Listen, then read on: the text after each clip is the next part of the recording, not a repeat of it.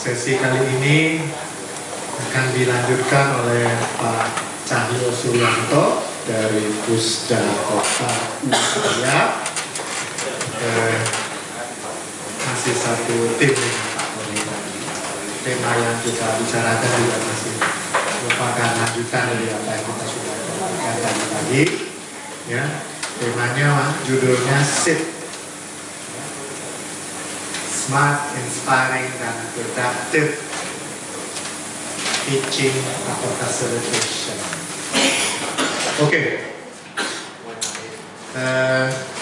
Mungkin nanti Pak Cahyo bisa lebih memperkenalkan diri sedikit banyaknya, tapi saya harapkan juga bahwa metode ini sesi ini bisa dimanfaatkan secara optimal oleh teman-teman untuk kembali lagi menjadi amunisi buat kita semua untuk semester yang akan datang supaya kita lebih sip sesuai dengan tujuannya. Oke. Untuk itu saya mau mengundang Pak Cahyo untuk segera naik ke podium dan kita berikan sambutan yang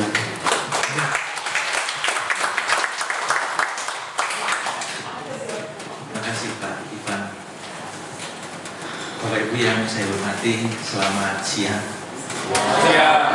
Assalamualaikum warahmatullahi wabarakatuh. Amitabha. Om Swastiastu. Kami di hati dan kami di bumi. Setiap kali saya menyapa di Indonesia selalu dengan ungkapan seperti ini, ada yang berpikir macam-macam, dipikir guyon. Padahal ini adalah trik saya. Jadi karena hidup di Indonesia yang sangat rural, salam saya selalu menggunakan itu, yang dari pulang dari Hindu, Om Swastiastu. Dan ini katanya Gus Dur. Ketika saya itu dulu kan sejak semester awal itu kan banyak membantu advokasi, sebenarnya program advokasi. Salah satunya yang dulu yang sangat meriah itu adalah advokasi dengan kasusnya Mbak Lani sama Pak Budi yang pernikahan Konghucu itu. Nah, itu saya baru tahu kenapa salamnya harus saya sampaikan, karena ini menyangkut tentang kekayaan bangsa. Anda tahu kekayaan sekarang utang di Indonesia berapa hari ini? Utang Indonesia, utang luar negeri Indonesia banyak bayar Pak. Berapa jumlahnya? Sampai sekarang ada 2.000 triliun. 2.000 triliun itu ternyata 60% ya hanya dikuasai oleh 40 orang terkaya di Indonesia. Selisihnya itu ya dikuasai oleh orang-orang yang saya anggap kecil dan kecil banget gitu ya. Nah, waktu itu ketika kita diskusi sama Almarhum Gus Dur mengatakan gini, Mas Cahyo, kenapa ya kok orang-orang ada satu grade ya, paling miskin, paling banyak itu komunitas Muslim. Lalu yang mulai mendekat sedikit itu agak sedikit kaya itu komunitas Hindu. Karena di Hindu kan banyak yang punya galeri di Bali, jadi ya banyak ada konglomerat di situ. Lalu baru Kristen, baru yang paling kaya adalah Konghucu katanya Gus Dur. Kenapa? Karena itu tergantung cara berdoanya. Kalau orang Muslim itu kan kadang-kadang, ini Mbak Lela ini dari Natal, dia seorang Muslim, kotanya Natal di Sumatera, tapi dia dari Mandailing. Nah, kalau Muslim itu kan doanya nggak terlalu dekat, nggak terlalu akrab dengan Tuhan, gitu. Harus pakai pengeras suara kan. Itu kadang-kadang ketika Tuhan Allah sedang sibuk, itu kadang-kadang nggak terlalu dengar. Jadi rezekinya nggak bisa dialirkan. Yang mulai agak dekat lagi orang Hindu, panggilannya agak dekat, kan bilang Om. Tapi yang namanya Bapak itu biasanya lebih akan perhatikan anaknya kan. Nah kalau orang Kristen itu kan panggilannya udah Bapak. Jadi mulai agak kaya.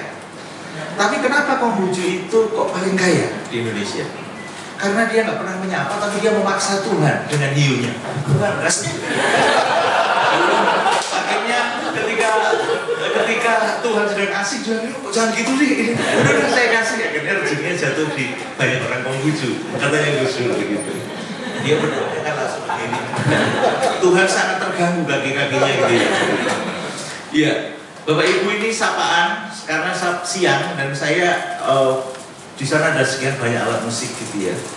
2 bulan yang lalu saya kebetulan menjadi jurinya British Council tentang social entrepreneurship kerjasama dengan UPH, kerjasama dengan satu perusahaan dari Inggris.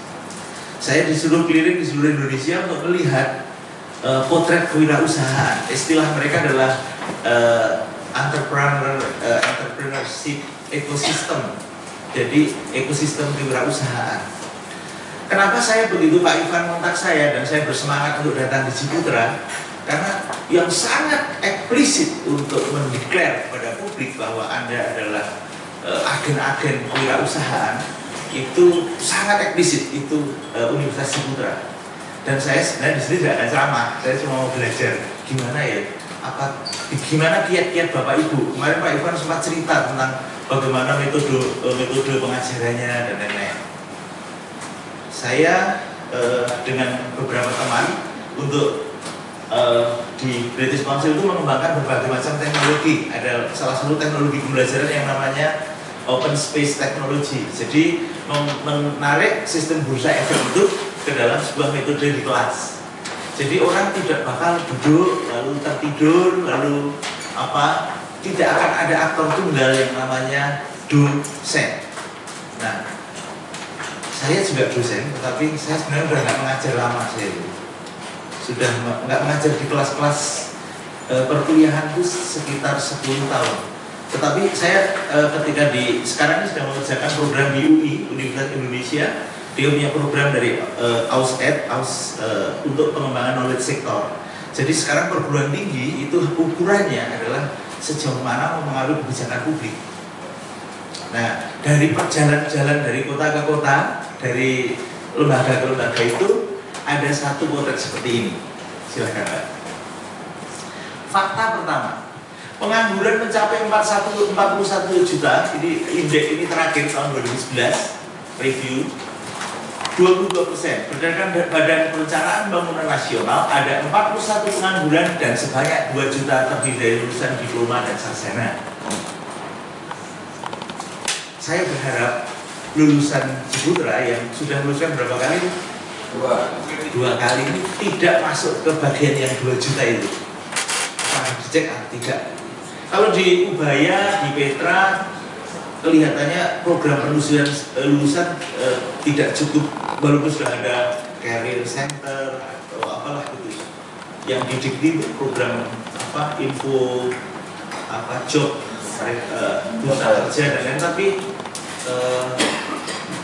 mari kita belum ada data yang cukup akurat untuk mengatakan bahwa mereka signifikan untuk menciptakan wirausaha itu. Pemerintah mengalokasikan anggaran sekitar 37 miliar untuk menjalankan pendidikan kewirausahaan bagi mahasiswa sejak tahun 2008. Bahkan MIPA UGM itu sudah membuat kuliah kewirausahaan sejak tahun 2006. 5 SKS. Ya biasanya kalau pegawai negeri itu kewirausahaan itu lewat teks gitu ya. Wirausaha adalah ciri-ciri wirausaha. Itu kuliah kita. Tapi nggak pernah diajari. Sudah sekarang nggak usah pakai definisi wirausaha. Ini ada kertas, lalu Anda buat jadi apa? Saya kalau ngajar wirausaha nggak pernah begitu. Jadi saya ajak ke tempat sampah, udah itu adalah aset.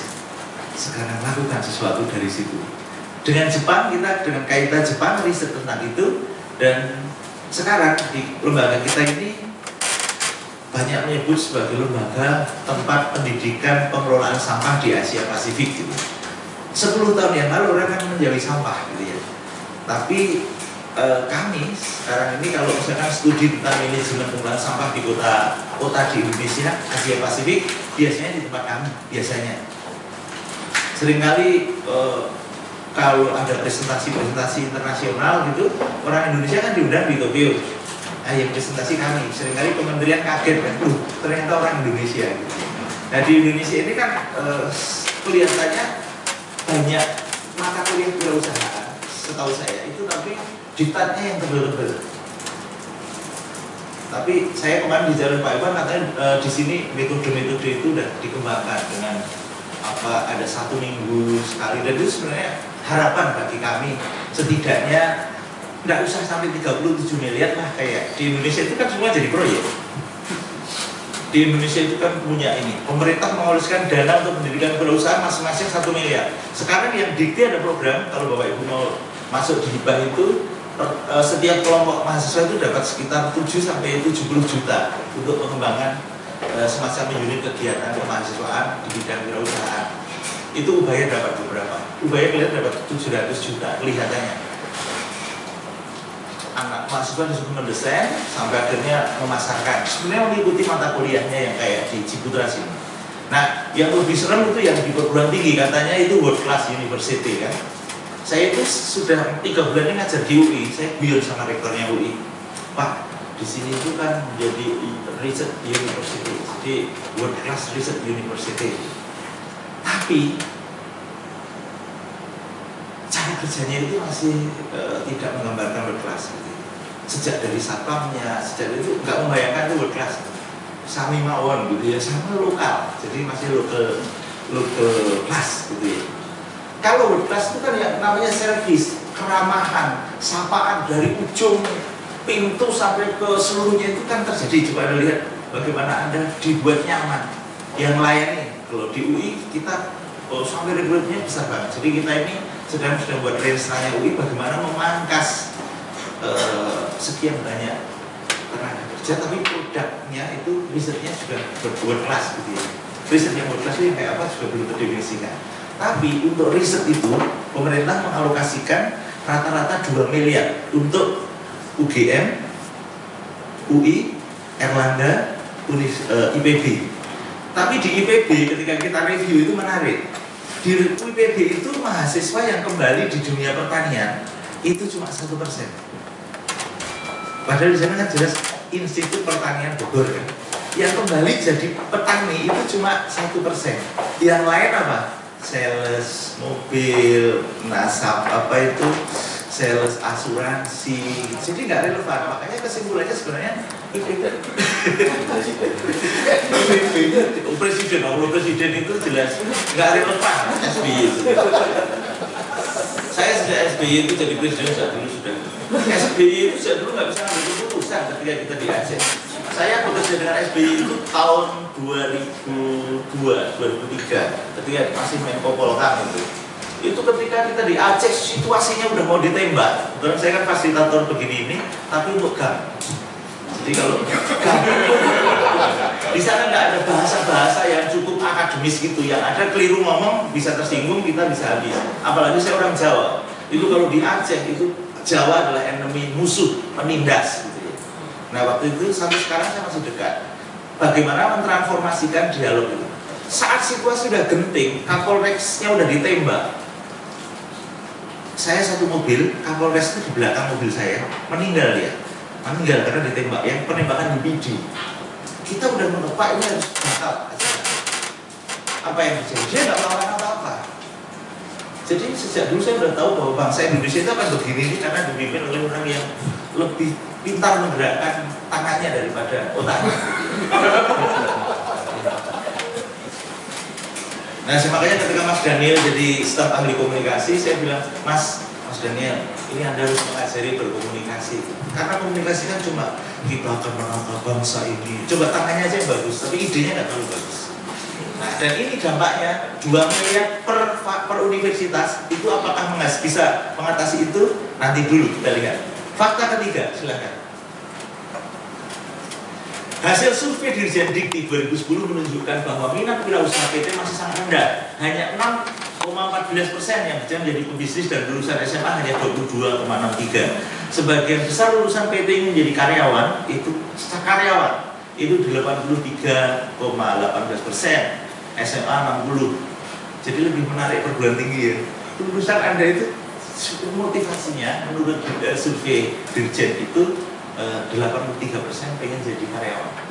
Sebagian besar sarjana ini khususnya di luar Pulau Jawa menganggap baru dikatakan bekerja bila diterima sebagai PNS. di luar Jawa itu termasuk Mbak Lela itu. Jadi ketika Mbak Lela dulu di Sumatera ngurusi Grameen Bank, dia dari Universitas Sumatera Utara, lalu dia ngurusi sesuatu yang di luar jadi PNS itu. Terus saya udah aneh ketika saya fasilitasi di Sumatera waktu itu dengan John Herping ya, kita dengan USAID, kok masih ada ya sarjana yang mau ngurusi dunia ini. Lalu saya, kamu mau nggak ke Surabaya? Karena banyak yang di sana itu jadi PNS. Bahkan dosen-dosen di Ubaya itu, di Petra itu kalau diangkat sebagai dosen komertis itu senang banget, sikut-sikutan dengan temannya supaya dapat untuk masuk jadi status dosen komertis. Saya itu ngurusi sertifikasi dosen itu tidak pernah, tiba-tiba itu sudah muncul ada sertifikat dosen itu geger pihak rektorat, kok bisa nggak pernah ngurus. Saya sama nggak pernah ngurus, semua pun nggak pernah saya urus.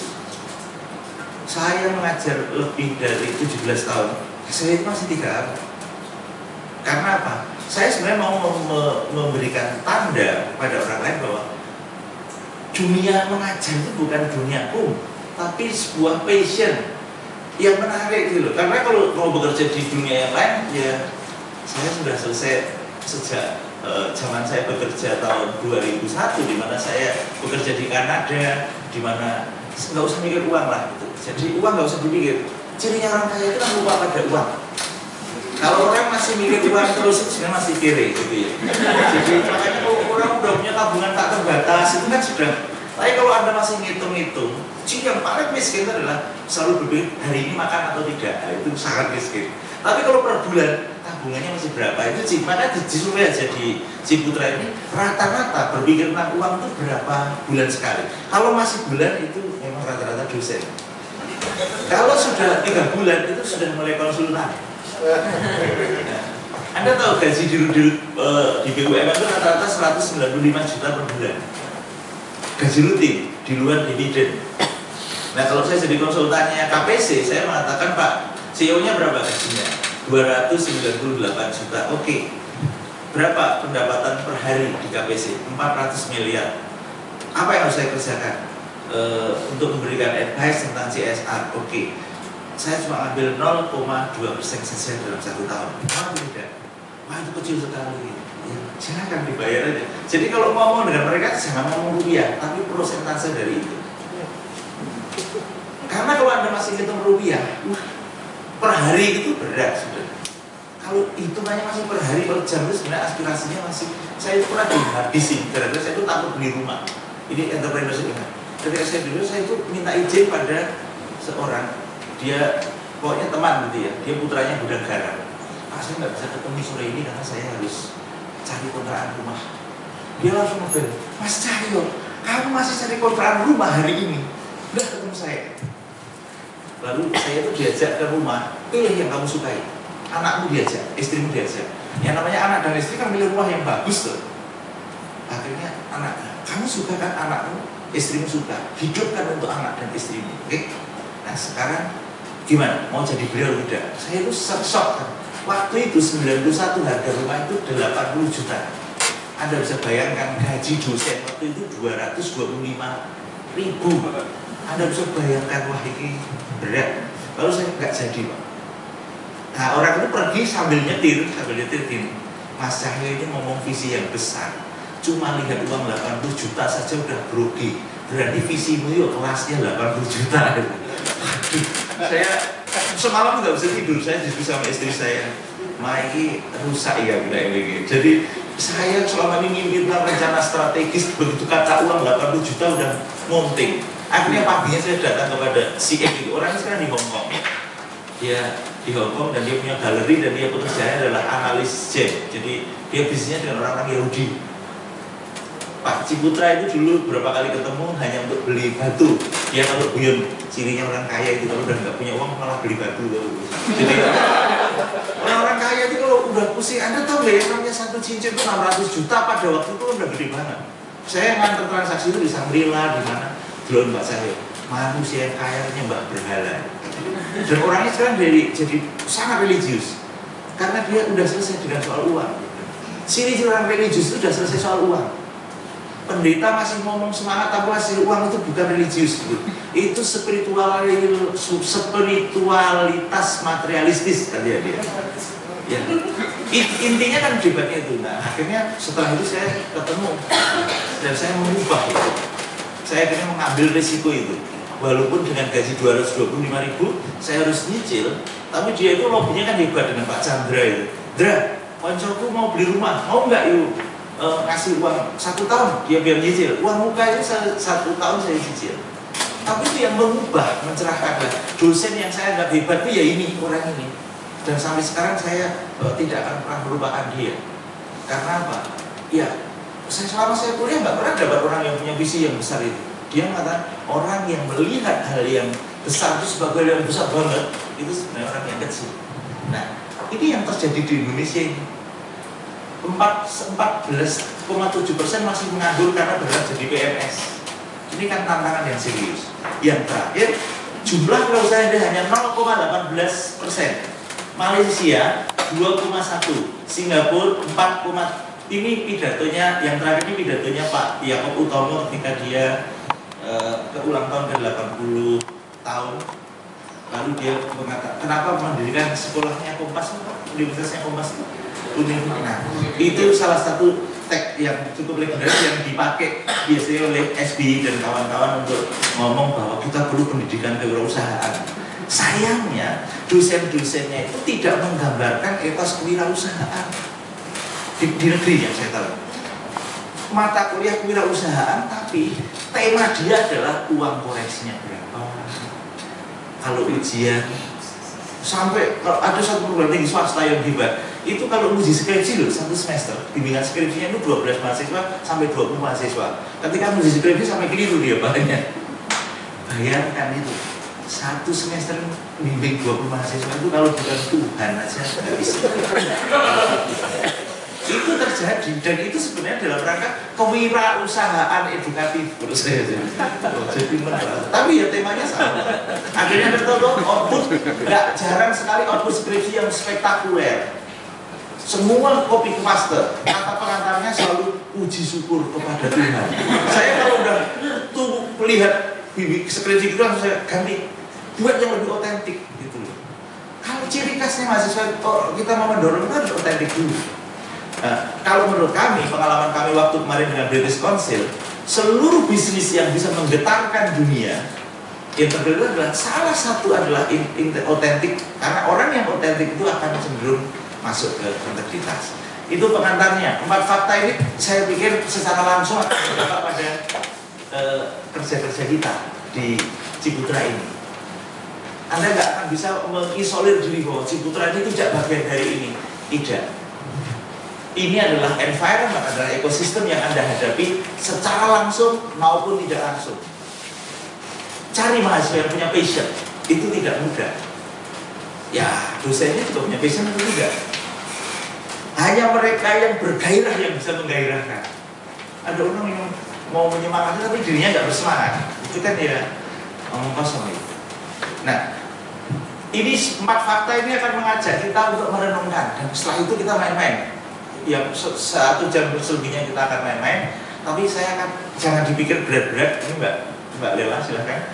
Nah, pertanyaannya adalah ini jangan serius-serius loh. Pokoknya dalam sesi saya dilarang serius. Peristiwa besar di dunia itu karena nggak serius. Semakin serius semakin nggak jadi. Thomas Alva Edison itu nggak serius dia. Mana ada penemuan yang besar karena serius? Tidak. Apakah ada penemuan besar karena kuliah? Tidak. Albert Einstein itu justru nggak di kuliah.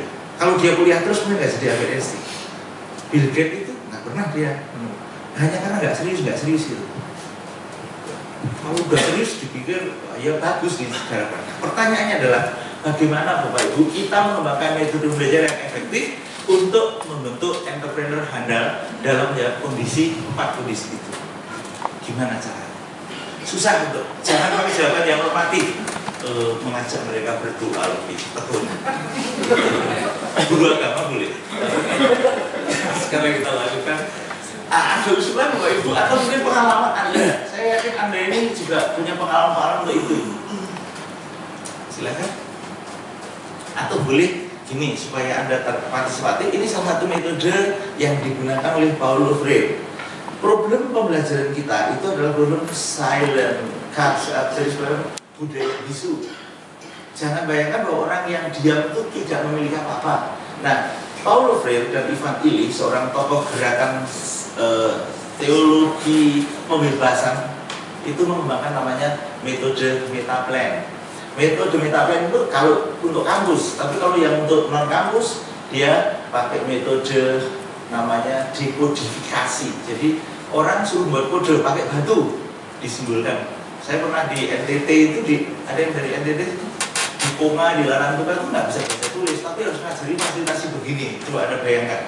Nah, kalau Anda kalau mau menyampaikan ide Anda silahkan, tapi kalau mau menulis juga silahkan. Mbak Lola akan bagikan tulisan bagaimana cara mengembangkan metode belajar yang efektif dari pengalaman Anda, nggak usah yang ide-ide atau Anda buat dulu pengalaman.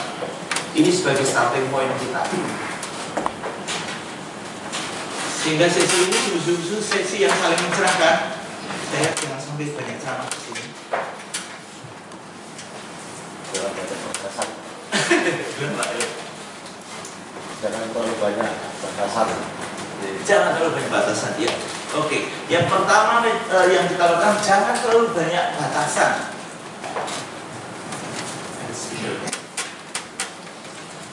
Jadi yang pertama yang harus kita lakukan adalah tidak terlalu banyak batasan.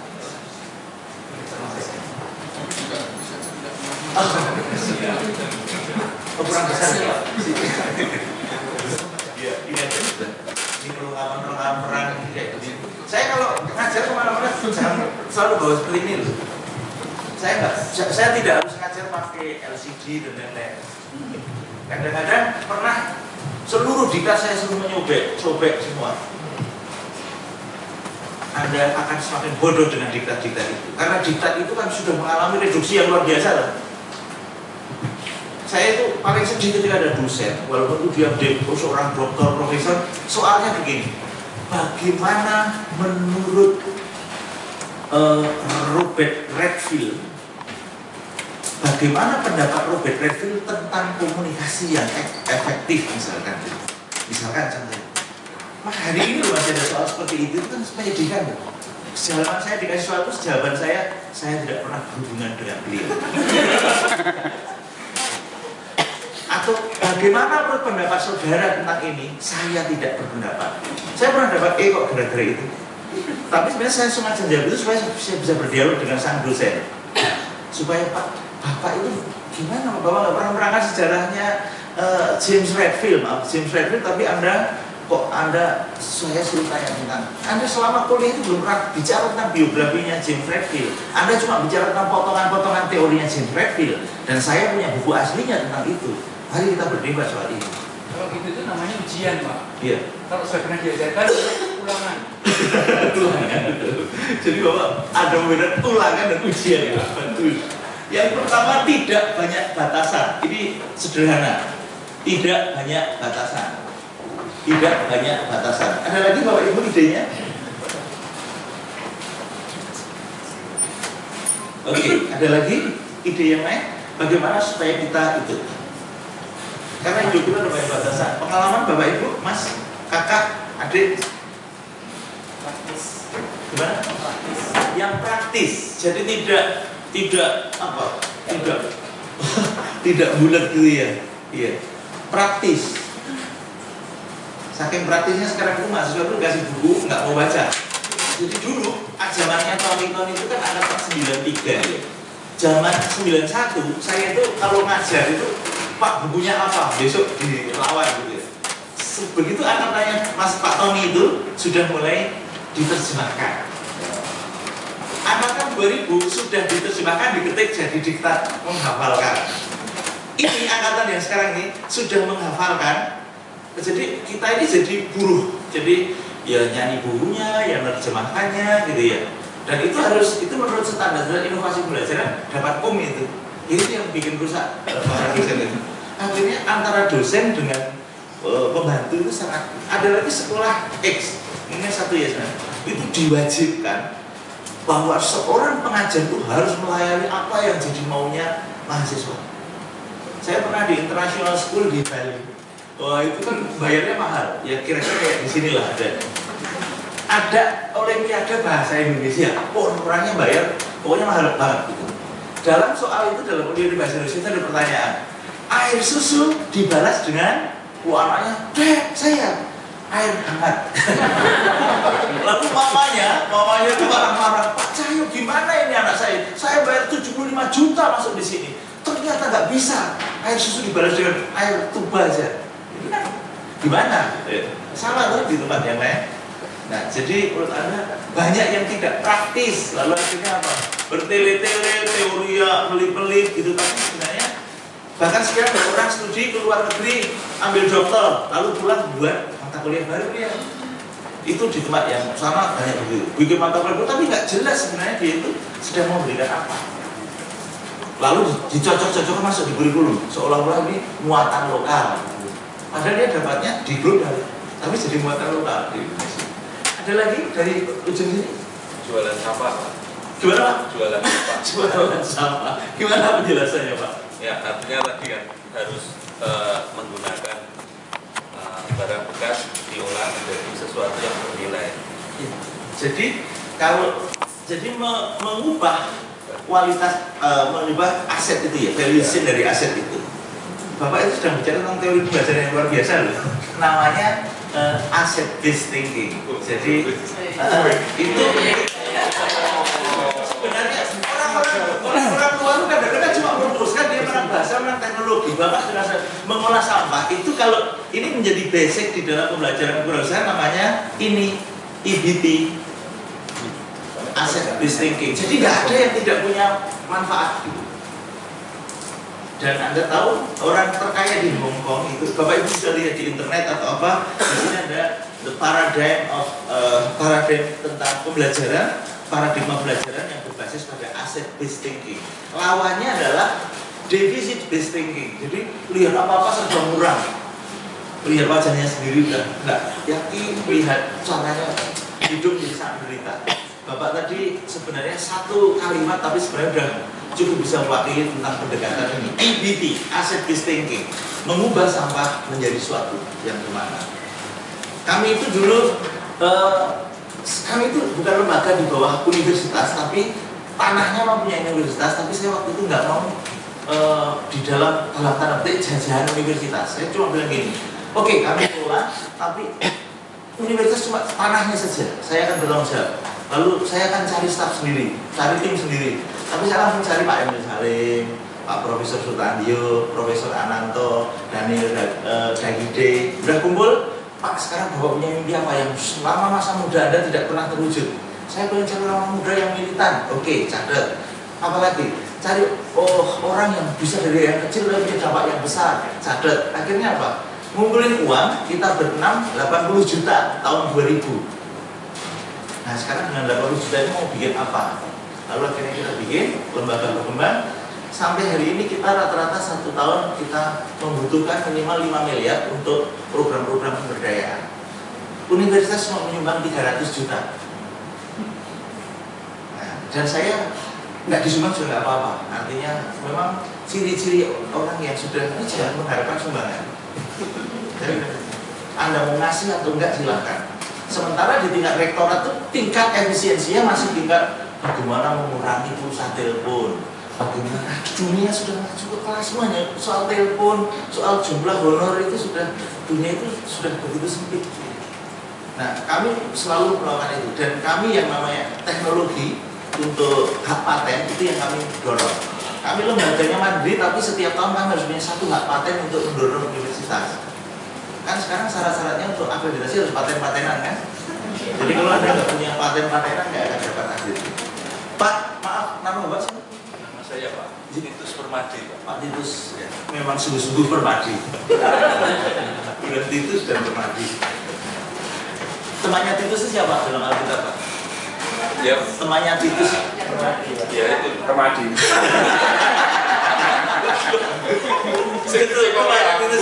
Kalau dalam Alkitab ada Titus, ya. Ada lagi temannya Yairus. Siapa temannya Yairus? Ya ahli kita Yairus. Gayus, Pak, Gayus. Yairus itu temannya ya Sodil, ya Wajar. Saya tuh suruh ngajar di sekolah teologi, dokter galak-galak banget itu suruh serius. Saya tidak pernah serius bilang. pada suatu hari bagaimana anak-anak itu kewirausahaannya harus dikembangkan dengan bagus, kreatif. Misalnya ada orang semakin dogmatis, semakin nggak akan problemnya adalah kehilangan tadi, kalau Bapak tadi gitu, kehilangan ruang. Nah, waktu itu ngajar teologi saya buka dengan gini, Pak, saya ketika sekolah minggu dulu diajar oleh guru sekolah minggu saya. Pada suatu hari Yesus berjalan dan ada seorang pemungut cukai yang bernama Matius. Matius itu badan pendek, gemuk, dan karena dia ingin sekali melihat Yesus, maka dia mendekati kerumunan itu. Lalu Matius itu sungguh ingin melihat Yesus. Nah, akhirnya dia naik di atas pohon ara Matius itu. Ya, Matius. Nah, ketika Matius naik di atas pohon ara, ketika Matius naik di pohon ara, apa kata Yesus? Matius turun, itu tempatnya Sakeus. Coba, ketika Anda sedang mengajar begini, kita udah tahu bahwa dia tahu bahwa itu Matius. Tapi kalau dosen kan baliknya langsung, Bapak Ibu, Matius adalah. Tapi kalau dengan kita sampai motor, gila itu Matius, Sakeus. Lalu Matius turun, itu tempatnya Sakeus katanya. Itu kan sebenarnya secara tidak sadar kita sedang melihat, melakukan analisis situasi gitu ya. Itu sederhana. Dan ini bukan soal humor, tapi humor-humor yang sebenarnya juga melakukan scan terhadap itu. Sederhana saja. Anda untuk melihat kemampuan analisis. Ada yang merokok di sini? Ada yang mengamati orang merokok. Kenapa kalau bule sama orang Indonesia, kalau bule itu dia merokoknya kan panjang-panjang dicecek. Kalau orang Indonesia kan pendek-pendek sampai habis kadang-kadang. Apa kira-kira? Apa? Irit. Kalau menurut Bapak Ibu? Eman-eman. Kalau bule apa? Ya, bagus. Bapak tadi nanti kok bilang kalau praktis. Seringkali analisis kita ini saya udah nggak praktis. Saya kasih tahu. Jelas hidungnya lebih panjang bule. Anda bisa bayangkan. Kalau bule itu merokoknya sama pendek.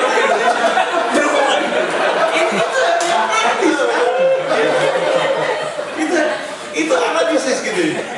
Kalau saya ngajar di ITB, ada forum waktu itu guru besar mau bicara tentang lateral thinking. Suruh ngajar profesor saya selesai, ada yang dari Prancis dari ini.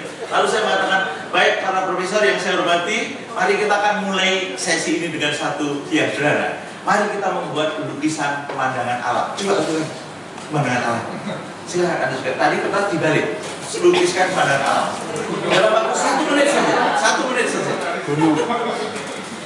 Silakan, yang tadi sudah lukis pemandangan alam. Yang tadi sudah ada usulan dibalik dulu, lukiskan pemandangan alam. Lalu nanti ditunjukkan. Gambarnya kuning semua. Ayo, pemandangan alam menurut versi ini. Kalau di ITB, profesor-profesor melukis kayak begini. Padahal dia ada biolog, ada profesor MTC itu ada di biologi, di ekologi dan lain-lain. Oke, baik, dari ujung sini tunjukkan gambar pemandangan alam Anda. Yang sudah? Oke. Oke Mbak, Bu, coba lukisan pemandangan alam. Des, gunung, Bapak. Apa? Ayo. Oke, tapi Bapak Ibu, pohon. Ibu, pantai, pohon. Dari sini kacamata. Bukan Pak, PH di Jemuran. Baik, oke. Pohon, gunung, matahari, pantai. Oke, dari sini pemandangan alam, gunung. Baik. Coba kita lihat sederhana. Ini soal praktis. Anda kan melukis pemandangan alam. Pemandangan alam dan konsep tentang alam itu dua yang berbeda. Pemandangan alam itu adalah apa yang Anda pandang. Ada yang itu konsep pemandangan alam itu adalah hutan dan gunung. Walaupun ada yang punya konsep yang lain, BH, misalnya itu bukan soal pornografi, tapi soal kedalaman melihat. Jadi Anda tahu banyak psikolog-psikolog itu yang kacau. Misalkan ada kasus misalkan. Psikolog itu saya melihat banyak dekadensi moral karena anaknya itu menggambar payudara di meja-meja. Waktu itu sampai kepala sekolahnya Saint Louis itu waktu itu si Pak Joko, Pak Cahyo ini gimana ya? Saya bilang, oh ini bukan soal moralitas. Ini sebenarnya menggambarkan bahwa anak-anak Anda itu kurang kehangatan. Memang benar toh? Ketika sekarang itu anak-anak kita itu udah dilepas ya usia 3 bulan dan diganti sapi yuk. Padahal Anda tahu yang namanya sapi, susu sapi maksud saya.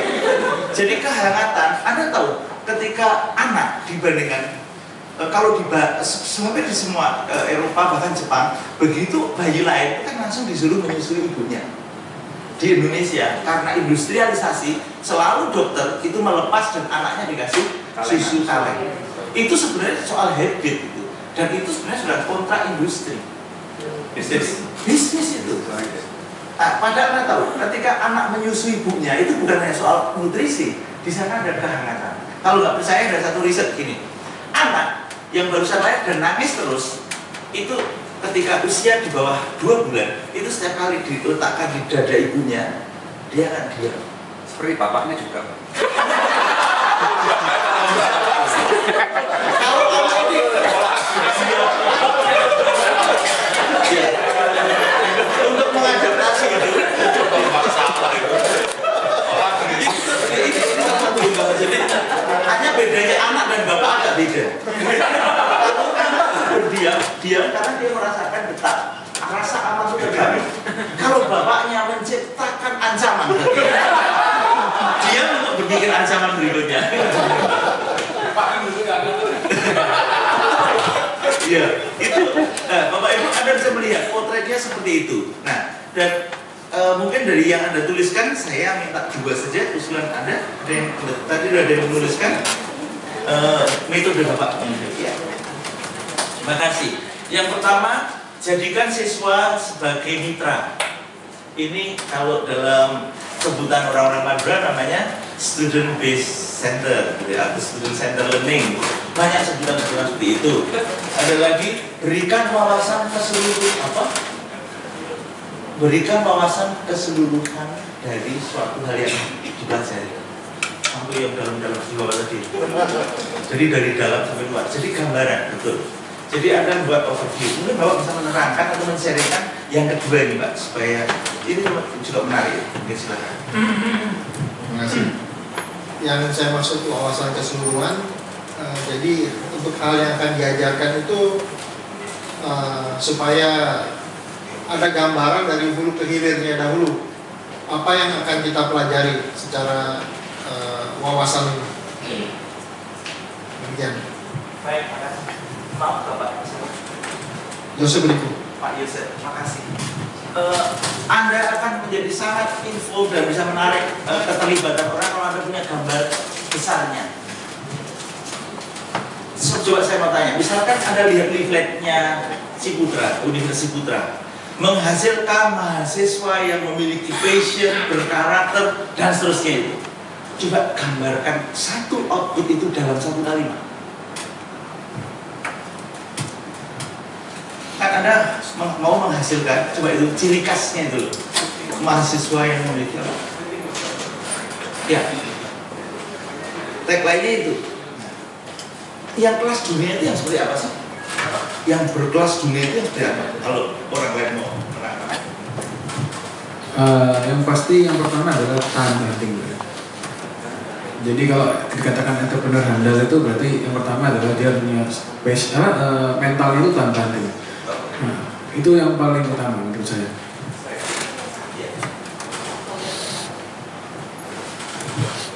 Jadi tahan banting. Oke. Nah, bagi Anda, sekarang bagi orang lain kalau world class, yang berkelas dunia ini seperti apa sih? Apakah tahan banting itu kelas dunia? Mungkin kelas lokal juga tahan banting. Tapi yang begitu ada tagline world class itu, ini juga tantangan bagi seluruh perguruan tinggi. Banyak UI itu menjadi visinya adalah to be world class research university. Ini yang sedang kita udah. Apa ada riset yang tidak world class? Nah, ini artinya menjadi satu tantangan. Semakin anak itu gambaran, tadi Pak Yusuf tadi mainnya, semakin gambarannya jelas, semakin akan memudahkan kita untuk mencapai itu. Tahu nggak visi besarnya Steve Jobs tentang Apple? Ada yang membaca visinya apa? Visinya sederhana. Setiap satu meja akan ada satu produk Apple. Awalnya saya. Coba itu kelihatannya kan nggak usah ngomong tentang berkelas, tapi dia setiap satu meja akan ada produk dari Apple. Itu kan soal visi. Gambar besar pasti orang. Nah, tapi Anda bisa cek betul kan, sekarang kan sudah terjadi kan, di antara ruang ini juga ada satu produk Mac, ada dan seterusnya. Nah, itu yang menjadi tantangan kita. Bapak Ibu, saya yakin banyak ide. Kalau dari Ibu sendiri, usulan Anda apa? Bagaimana cara kita mengembangkan pembelajaran itu? Kalau yang kedua, selain kita memberikan pemahaman, kita juga sering memotivasi. Ada. Spirit. Ya, membagikan spirit, dan itu sudah masuk di dalam sesi berikutnya. Nah, dan seterusnya. Di sini ada soal spirit, di sini ada soal wawasan, di sini ada soal metode yang praktis, di sini ada bagaimana menjebol batasan-batasan itu, jarak terutama. Setting-setting, ada yang pernah ke Satya Wacana, Bapak Ibu? Satya Wacana itu sebenarnya metodenya dijebol ya. Setting-settingnya kan dibuat, tidak ada setting kelas yang kaku gitu ya. Jadi dibuat setengah lingkaran, dibuat apa? Persis kenapa zaman Athena Yunani ketika akademia dikembangkan oleh Socrates, Plato, itu nggak ada kelas seperti ini. Yang ada adalah duduk melingkar gitu ya, suasananya itu. Tapi sekarang kan kita suka mendefinisikan bahwa yang namanya entrepreneur berkelas itu selalu dengan atribut-atribut yang formal gitu ya. Berdasi, rapi, lengan panjang, pakai jas gitu ya. Banyak penipu-penipu yang seperti itu sekarang itu. Di Kertajaya itu, saya itu makanya nggak pernah grogi sama orang yang namanya penampilan keren. Mobilnya terbaru itu bisa kok sewa 1 hari. Saya diperawakin gitu dalam seminggu saya bisa ketika saya di Palestina menjadi itu. Wah, karena Emil Qatar itu pengen punya image positif di dunia. Sejak saya datang di bandara itu udah langsung disambut limusin baru 9 km. Wah, tinggal di Ramada. Saya kalau lihat di foto saya itu seperti juragan minyak. Dan itu enggak itu semua bisa dikontrak kok, hanya soal penampilan itu. Tapi kita seringkali atribut-atribut itu yang muncul. Nah, Bapak Ibu, karena udah tahu soal wawasan, dan saya yakin Bapak Ibu juga punya sumbangan yang lain soal itu, mari kita akan mempraktekkan. Setelah ini kita bermain-main tentang metode itu. Silakan Mbak. Nah, coba Bapak Ibu, suasana mana yang lebih Anda harapkan? Suasana yang B, kenapa? Di B ini ada suasana interaktif. Kalau yang suasana A gimana Bu? Satu arah. Oke. Merasa tidak perhatikan, tapi sudah yakin ini. Dan ada yang lebih parah lagi, ini mending ini. Berdiri, pakai bergerak. Ada yang ngajar itu udah dari awal sampai akhir duduk. Ya, kita akan masuk dalam materi yang pertama. Definisinya, sudah jangan ramai. Ada lagi yang akal-akalan dosen itu, ngabsen, hobinya ngabsen. Jadi untuk ngabsen itu udah gak habis waktu itu. Anak 60 diabsen satu-satu. Saya ketika ngajar itu selalu mengatakan tidak ada aturan, hanya output yang kita harapkan.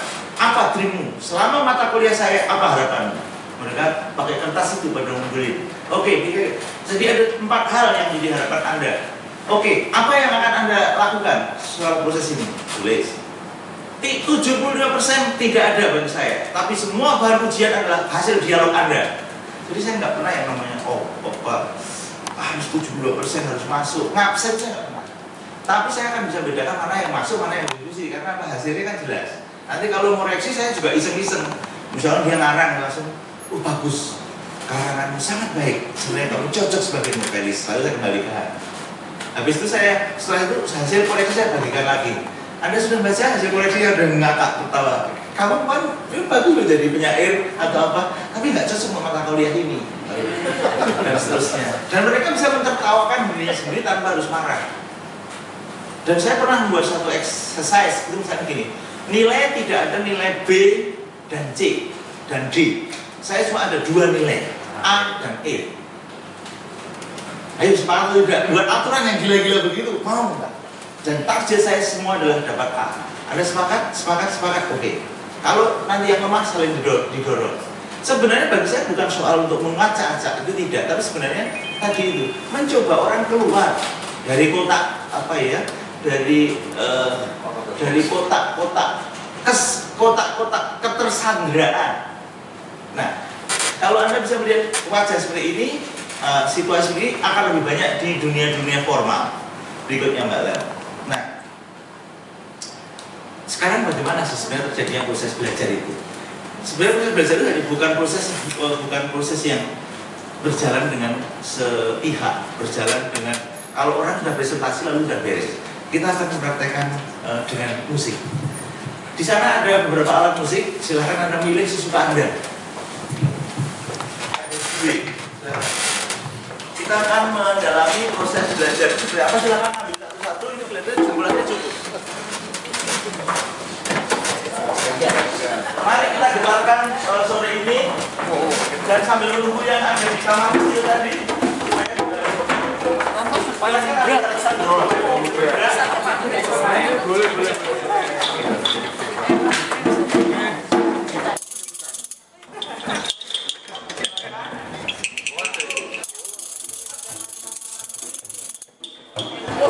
Boleh.